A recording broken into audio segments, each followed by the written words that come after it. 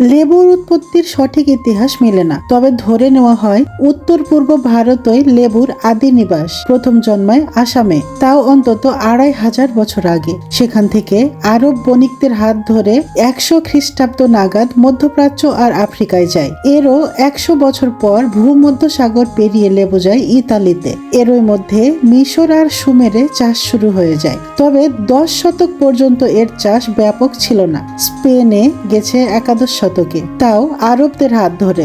এরপর থেকে ইউরোপে ছড়াতে শুরু করে। ১৪৯৩ সালে ইউরোপ থেকে এই লেবুর বীজ আমেরিকায় নিয়ে যান ক্রিস্টোফার কলম্বাস। আমেরিকায় ছড়াতে লেগে যায় আরো অন্তত ২০০ বছর। তবে লেমন শব্দটি প্রথম মেলে মিডল ইংলিশ ডিকশনারিতে ১৩৫০ থেকে ১৪০০ সালের মধ্যে। তখন শব্দটি ছিল লিমন।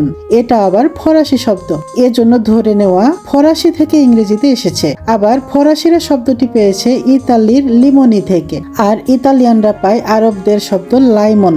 পারস্যে এটাই লিমন। বাংলার লেবু হয়তো হিন্দি বা উর্দুর লিম্বু থেকে এসে থাকবে।